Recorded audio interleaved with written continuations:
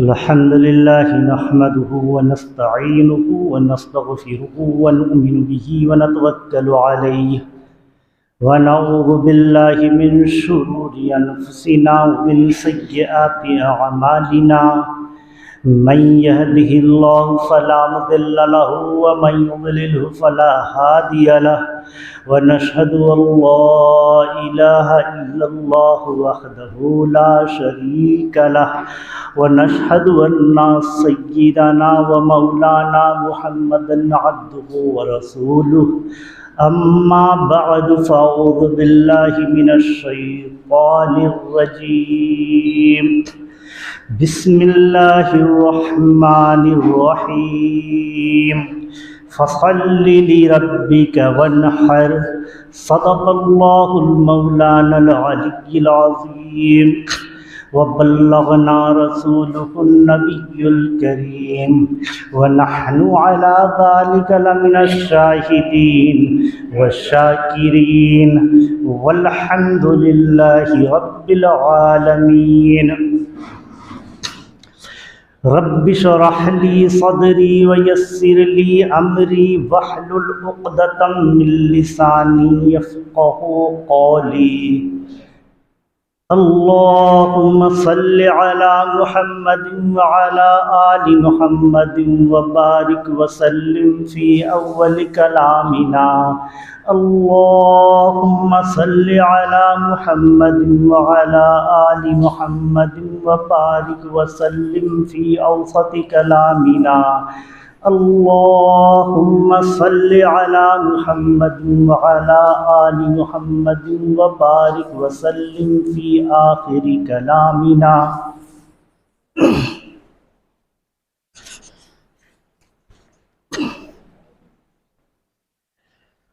محترم حضرات، سامعین کرام، معزز حاضرین، میرے اچھے اور سچے دوستو،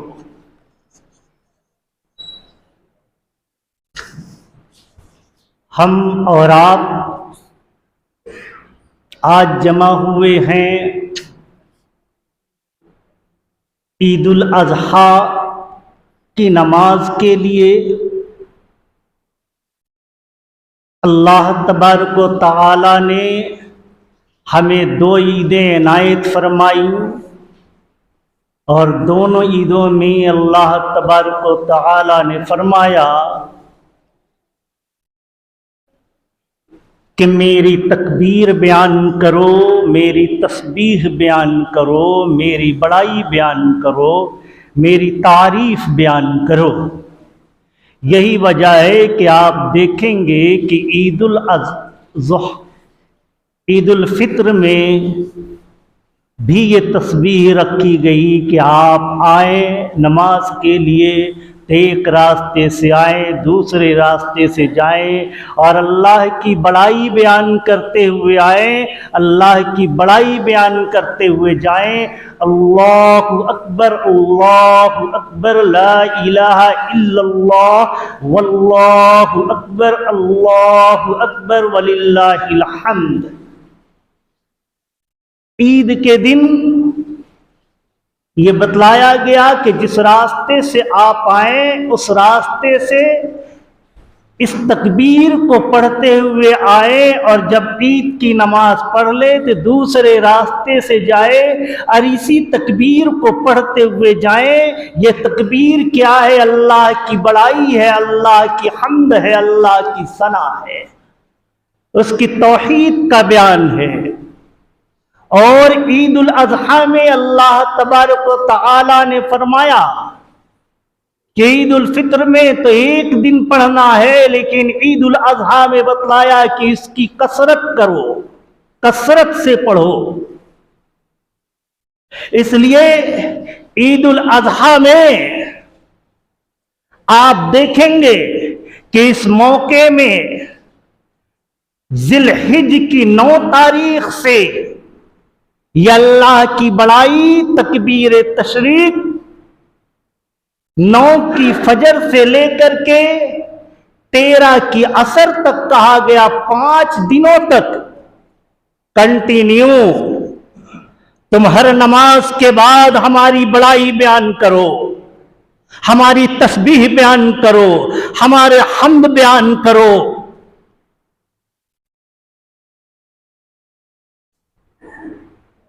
عید الاضحیٰ میں اس کی کثرت سے اسے پڑھنے کو کہا گیا۔ آپ گھروں میں جائیں، گھروں میں ماؤں کو بتلائیں، بہنوں کو بتلائیں، بیویوں کو بتلائیں، عورتوں کو بتلائیں، یہ تکبیر تشریق ہے، اسے عادت بناؤ۔ گھر کی زیب و زینت میں وقت گزار دینے والی ہماری ماؤں کو بتائیے، گھر کو سنوارنے میں اور قربانی کے جانور کے خدمت میں، قربانی کے گوشت بانٹنے میں، لوگوں کے کھانے کا انتظام کرنے میں سارے دن کو بتا نہ دے، صرف اسی کام میں نہ بتائیں، بلکہ اللہ کی بڑائی بھی بیان کریں، اللہ کی تعریف بھی بیان کریں، اللہ کی حمد بھی بیان کریں۔ ہر وقت ان کی زبانوں میں ہو اللہ اکبر، اللہ اکبر، لا الہ الا اللہ، واللہ اکبر، اللہ اکبر، وللہ الحمد۔ یہ ہر شخص کے اوپر، چاہے مرد ہو یا عورت ہو، مسافر ہو یا مقیم ہو، صحت مند ہو یا بیمار ہو، جوان ہو یا بوڑھا ہو، مسافر ہو یا مقیم ہو، ہر شخص کے اوپر یہ تکبیر نماز، فرض نماز کے بعد ایک مرتبہ پڑھنا واجب ہے، واجب ہے۔ آپ اپنے دلوں میں ہاتھ رکھ کے بتائیے، 9 تاریخ کل فجر کے وقت سے آج فجر کا وقت 6 وقت گزر چکا، کتنے لوگ ہیں جو اس 6 وقت کے واجب کو ادا کیے ہوں؟ قربانی ایک واجب ہے، قربانی ایک واجب ہے، اور تکبیر تشریق بھی ایک واجب ہے، جو 5 دنوں کے اندر 23 مرتبہ آتا ہے، یعنی 23 مرتبہ آپ کو واجب ادا کرنا ہے۔ قربانی کے واجب ادا کرنے میں آپ دیکھیں گے قربانی کب اس کا وجوب کا حق ادا ہوتا ہے، کب ہم یہ ادا کرتے ہیں؟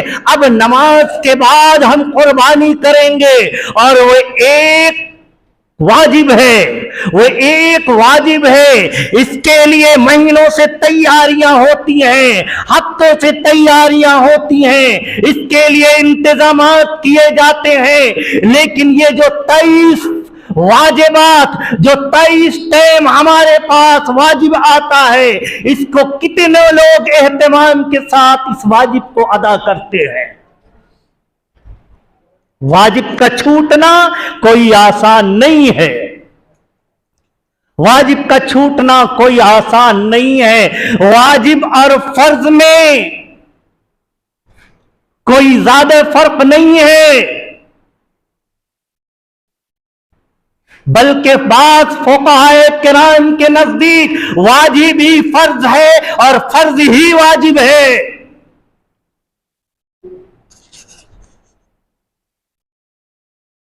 امام احمد ابن حنبل رحمۃ اللہ علیہ فرمایا کرتے ہیں، فرماتے ہیں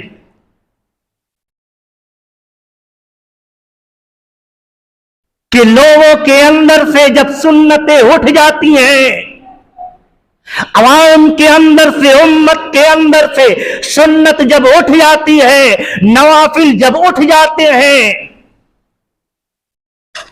تو پھر اللہ کی رحمتوں کے دروازے اس کے اوپر بند کر دیے جاتے ہیں، اور جب فرض اور واجب کا فقدان ہو جاتا ہے، امت جب فرض اور واجب کو ترک کرنے لگتی ہے، تو امت اللہ کے عذاب میں گرفتار ہو جاتی ہے، امت اللہ کے عذاب میں گرفتار ہو جاتی ہے۔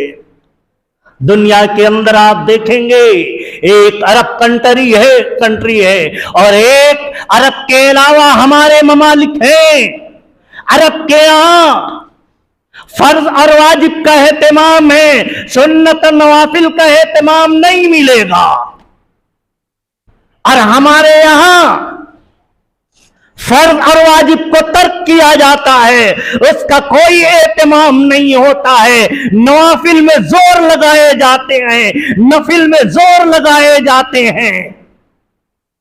कितने लोगों ने ये सवाल किया और कितने लोगों ने ये एहतमाम किया होगा कि जैसे चांद दिखा नाखून काटना बंद कर दिया, जैसे चांद दिखा वो गैर जरूरी बाल को काटना बंद कर दिया। ये कोई न फर्ज था, ये न कोई वाजिब था, ये तो एक मुस्तहब अमल था, इसके लिए इतना एहतमाम किया गया।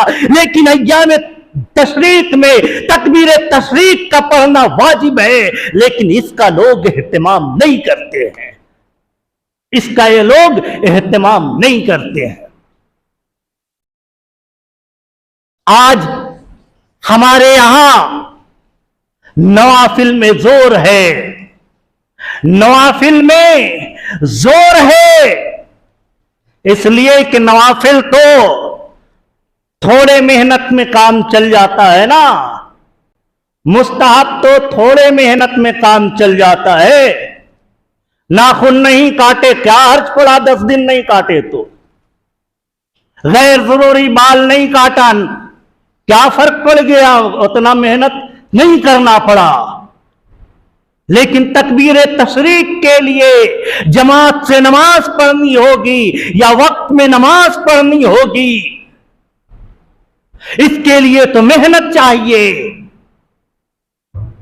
तो आज उम्मत और अलामाते क़यामत में यह भी बताया गया, उम्मत के ऊपर ऐसा वक्त भी आएगा कि लोग फर्ज और वाजिबात से भागेंगे और नवाफिल के पीछे दौड़ेंगे, नवाफिल के पीछे दौड़ेंगे।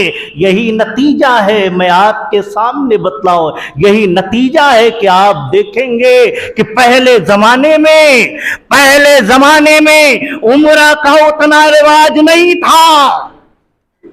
था। लोग पाई पाई जमा करते थे और अपने आखिरी उम्र में हज को जाते थे, आखिरी उम्र में हज को जाते थे कि पहले हज है, ये फर्ज अमल है, फर्ज के बाद उम्रा ये एक नफिल अमल है। लेकिन आज आप देखेंगे हज नहीं है, हज किया हुआ नहीं है, लेकिन थोड़ा सा अगर पैसा आ गया, 60, 70, 80 हजार रुपए आ गया, हज नहीं किया है, उम्रा के लिए निकल पड़ा। काश ऐसा होता, उसी पैसे को जमा करता, 2-4 साल और रुकता और उसके बाद हज को जाता। लेकिन फर्ज को छोड़े जा रहे हैं, वाजिबात को तर्क किया जा रहा है और नवाफिल के पीछे दौड़ा जा रहा है। उम्रा बहुत अच्छी चीज है, हुजूर ने फरमाया हज और उम्रा कसरत से किया करो, इसमें अल्लाह तबारक व तआला रिज़्क में बरकत देता है। लेकिन फर्ज पहले है, नफिल बाद में है। फर्ज पहले है, नफिल बाद में है। आज हमारे यहां अय्यामे तशरीक में तकबीर तशरीक ये वाजिब है, छूट रहा है। क्यों पढ़ी जाती है, क्यों पढ़ी जाती है? नुज़हतुल मजालिस एक किताब है, उसके मुसन्निफ ने लिखा ये क्यों पढ़ी जाती है, क्यों पढ़ी जाती है। फरमाया कुरान की आयत है, या अय्युहल्लज़ीना आमनुत्तकुल्लाह हक़्क़ तुक़ातिही वला तमूतुन्ना इल्ला व अंतुम मुस्लिमून। यह आयत आप कई मर्तबा सुन रखे हैं, खुतबे में भी पढ़ा जाता है और खास करके खुतबे निकाह में आप तो ये सुनते ही होंगे। खुतबे निकाह में ये पढ़ा जाता है, खास तौर से आप सुनते होंगे। ترجمہ کیا ہے؟ ایمان والو اللہ سے ڈرو، اللہ سے ڈرو جیسے اس سے ڈرنے کا حق ہے۔ کیسے ڈرنا ہے؟ ایسا نہیں ڈر گئے، یہ ڈرنا سانپ سے ڈرنا ہے کہ سانپ سامنے آیا لوگ پیچھے ہٹ گئے، شیر سامنے آیا لوگ خوف کھا گئے۔ اللہ سے ڈرنا سانپ کے طریقے سے نہیں ہے، اللہ سے ڈرنا بچھو کے طریقے سے نہیں ہے، اللہ سے ڈرنا شیر کے طریقے سے نہیں ہے۔ فرمایا حق تقاتہ، جیسے اس سے ڈرنے کا حق ہے ویسے اللہ سے ڈرو۔ ہر آدمی کہے گا ہمیں اللہ کا خوف ہے، لیکن اگر فرض نہیں پڑتا ہے اور کہتا ہے اللہ کا ڈر ہے، یہ کیسا ڈر؟ واجب چھوڑتا ہے کہتا اللہ کا ڈر ہے، یہ کیسا ڈر؟ اس کا مطلب اس کے دل میں اللہ کا ڈر نہیں ہے۔ اللہ نے جس کو فرض کیا وہ فرض کو ادا نہیں کرتا ہے، اللہ نے جن چیزوں کو واجب کیا ان واجبات کو ادا نہیں کرتا ہے، اور کہتا ہے کہ ہمیں اللہ کا خوف ہے، اللہ کا ڈر ہے۔ وہ اپنے دعوے میں جھوٹا ہے، اس کے سینے میں اللہ کا ڈر نہیں ہے۔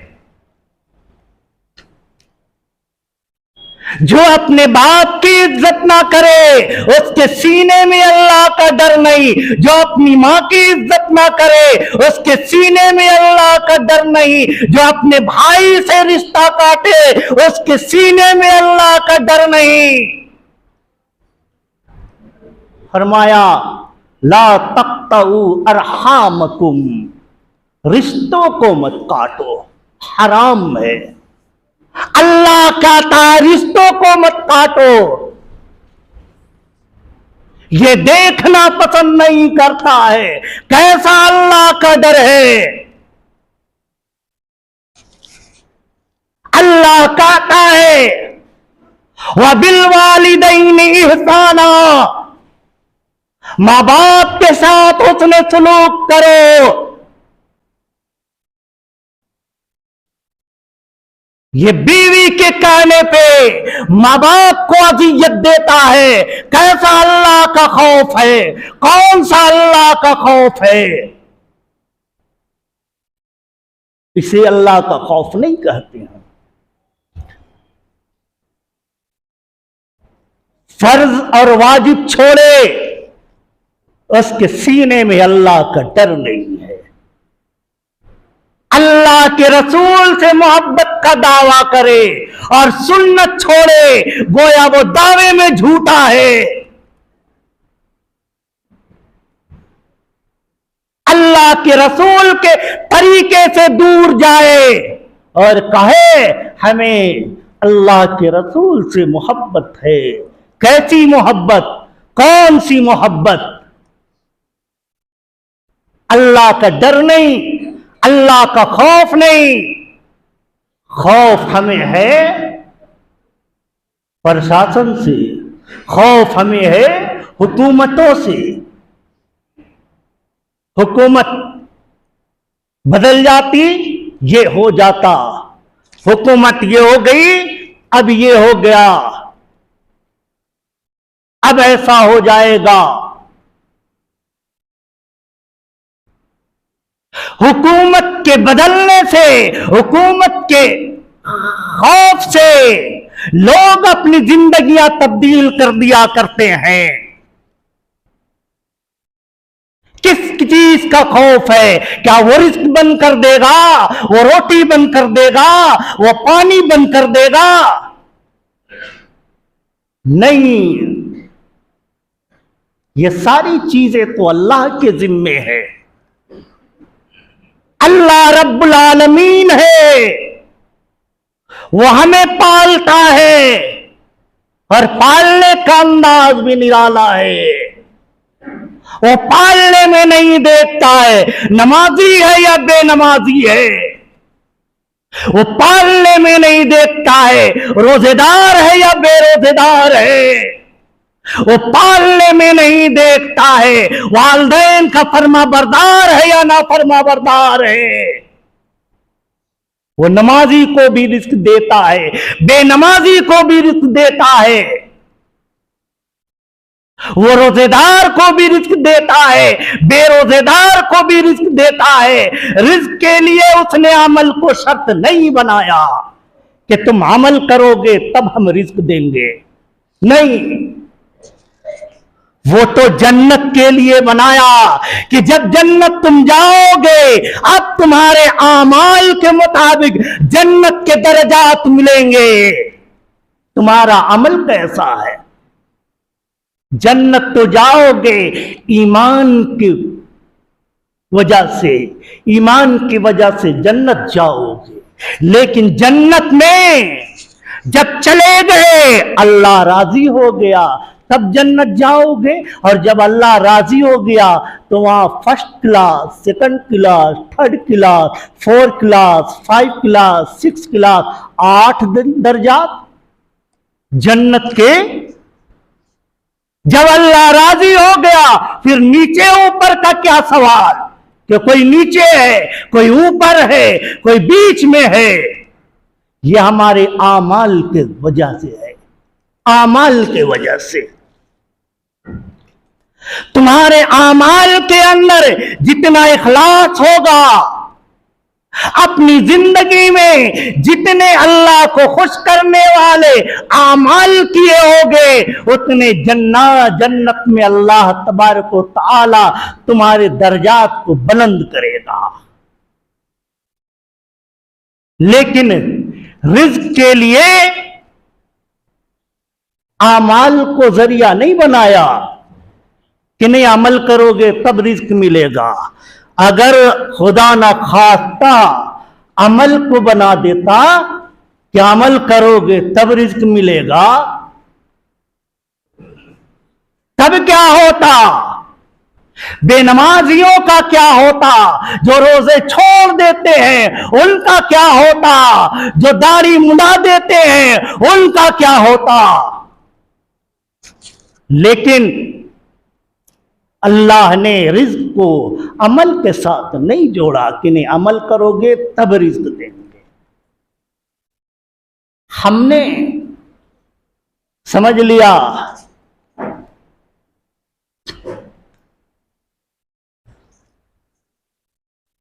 जिस नबी की सुन्नत को अदा करने के लिए नमाज के बाद जिस नबी की सुन्नत को हम अदा करेंगे, जिस नबी की सुन्नत को हम अदा करेंगे, जिसके लिए हफ्तों से हमारी मेहनतें चल रही हैं, महीनों से हमारी मेहनतें चल रही हैं, उस नबी की सीरत सुनो। उस नबी ने उस नबी से लोगों ने पूछा तुम्हारा रब कौन है, तुम्हारा इलाह कौन है, जिसकी तुम इबादत करते हो बताओ वो कैसा है, वो कौन है? वो खुदा कहता है जिसकी तुम इबादत करते हो, जिसके सामने तुम अपनी हाजतें रखते हो, वो तुम्हारा माबूद कौन माबूद है, कैसा माबूद है? जवाब क्या दिया? हुआ युतइमुनी व यस्कीन, वो मेरा रब वो रब है जो हमें खिलाता है और हमें पिलाता है। हुकूमतें हमें नहीं खिलाती हैं, बादशाह हमें नहीं खिलाता है, बादशाह हमें नहीं पिलाता है, हुकूमतें हमें नहीं पिलाती हैं। हुआ युतइमुनी व यस्कीन, वो हमें खिलाता है, वो हमें पिलाता है। वाइज़ा मरिज़तु फ़हुवा यशफ़ीन, और जब मैं बीमार पड़ जाता हूं शिफा वो देता है। ہمارے پاس جب حاجتیں آ جاتی ہیں پوری وہ کرتا ہے۔ آج ہم اسی نبی کی سنت کو زندہ کریں گے نماز کے بعد۔ اور آپ جانتے ہیں ہر بقرعید میں وہی ایک واقعہ کہ کیوں ہم قربانی کرتے ہیں، ہر بقرعید میں اسی کو دہرایا جاتا ہے اور قیامت تک اسی کو دہرایا جائے گا۔ ہم اور آپ جو کرتے ہیں یہ اصل قربانی نہیں ہے، اصل قربانی نہیں ہے۔ اصل قربانی آج سے ہزاروں سال قبل حضرت ابراہیم علیہ السلام نے پیش کیا تھا، ہم تو اس کی نقل اتار رہے ہیں، ہم تو اس کی نقل اتار رہے ہیں۔ اصل قربانی تو حضرت ابراہیم علیہ السلام اور حضرت اسماعیل علیہ السلام کی تھی۔ واقعات سب جانتے ہیں کہ ابراہیم علیہ السلام نے کنٹینیو خواب دیکھا۔ خواب تو خواب ہوتا ہے لیکن 3 مرتبہ دیکھنے کے بعد سمجھے نہیں اللہ کا حکم ہے۔ اس کے بعد اپنے بیٹے کو مینا لے کے چلتے ہیں اور مینا میں لے جا کر کے ابراہیم علیہ السلام اپنے بیٹوں کو ذبح نہیں کیا اور اسماعیل علیہ السلام بھی ذبح نہیں ہوئے۔ ساری محنتیں کر دیں لیکن ذبح نہیں کر پائے، ساری کوششیں کر دیں لیکن اپنے مقصد میں پورا نہیں اتر پائے۔ پتہ کیا چلا؟ بڑے سے بڑا نبی، بڑے سے بڑا ولی، بڑے سے بڑی شخصیت جو وہ چاہے گی وہ نہیں ہو سکتا ہے جب تک اللہ نہ چاہے۔ الا ماشاء اللہ، جب تک اللہ نہیں چاہے گا کچھ نہیں ہو سکتا ہے۔ ابراہیم علیہ السلام کی خواہش تھی کہ قربانی کرے، ذبح کرے۔ اسماعیل علیہ السلام کی خواہش تھی کہ میں ذبح ہو جاؤں، اور دونوں جلیل القدر نبی ہیں، لیکن اللہ نے ان کی خواہش کو پورا نہیں کیا۔ وہی ہوا جو اللہ نے چاہا، اور اس کے بدلے میں ایک دمبا بھیجا۔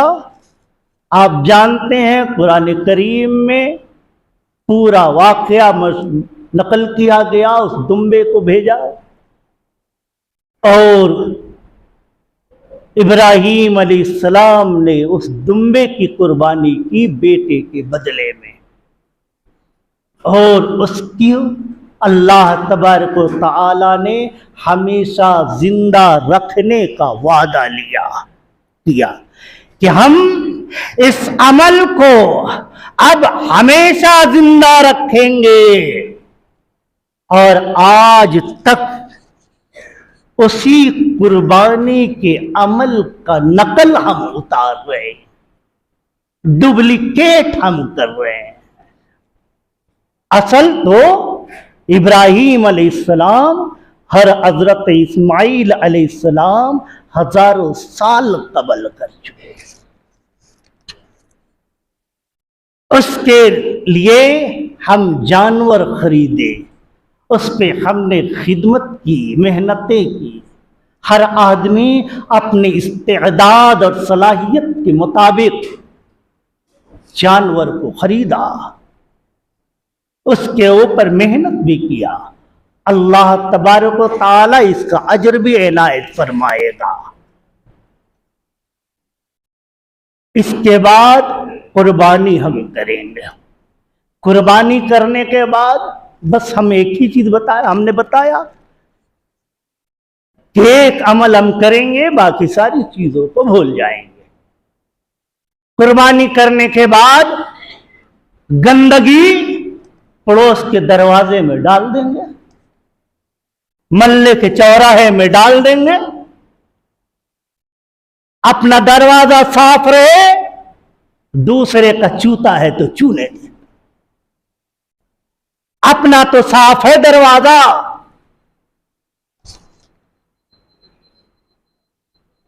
इन्नल्लाह नज़ीफुन युहिब्बुन नज़ाफ़ा। अल्लाह तबारक व तआला साफ सफाई को पसंद करता है, साफ सफाई को पसंद करता है। मुसलमान वो कौम थी जिसकी अलामत ये थी कि इसके अंदर से सफाई के सरचश्मे फूटते थे, लेकिन आज ये मोहल्ला मुसलमानों का है। इस तरीके से पहचाना जाता है दुनिया में कि जिस मोहल्ले से गुजर जाओ, अगर वो मोहल्ला गंदगी में नजर आए, उस मोहल्ले के बच्चे खेलते हुए नजर आए, रोड चौराहों में अड्डाबाजी करते हुए नजर आ जाए, समझ लो ये मुसलमानों का मोहल्ला है। हमारे उस्ताद भी देवबंद में यही फरमाया करते थे, मैं दुनिया में घूमता हूं और हमारा तजर्बा भी यही। तो आप सफाई का ख्याल करेंगे और दूसरे को तकलीफ न पहुंचाएं, अपनी जात से किसी को तकलीफ न पहुंचाए। अल मुस्लिम मन सलिम अल मुस्लिमूना मिन लिसानिही व यदिही। मुसलमान तो वो होता है जिसके हाथ और जुबान से दूसरे मुसलमान महफूज होते हैं। हम तो हाथ नहीं चला रहे हैं, बेटा मारेंगे नहीं, लेकिन तुम्हारे दरवाजे में इतना कूड़ा डाल देंगे, बस गंदगी फैलाए। मैं मानता हूं कि शहर में अब ऐसी जगह नहीं बची कि आप घरों में गंदगी को दफन कर पाएं, लेकिन इसका यह मतलब नहीं किसी एक जगह में उसके ढेर लगा दें और किसी के दरवाजे के पास फेंक दे। इसका तो आसान सा तरीका है कि अपने यहां किसी बोरे में बंद करें और म्युनिसिपैलिटी का इंतजार करें। म्युनिसिपैलिटी की गाड़ी आएगी, आप वहां डाल दें। भाई वक्त हो चुका है, नमाज का तरीका सबको मालूम है। नियत ये जबान से नियत कोई जरूरी नहीं है। घर से आप नियत करके चले हैं कि चलता हूं मैं ईद की नमाज पढ़ूंगा, बस आज की ये नियत काफी है। ये नियत काफी है, ये नहीं कि 2 ही रकत पढ़ना है। 2 ही रकत पढ़ना, ईद की नमाज 4 रकत नहीं होती है, 2 ही रकत पढ़ना है। 6 जायद तकबीर उतने ही पढ़ी जाएगी। तरीका खाली सुन लीजिए।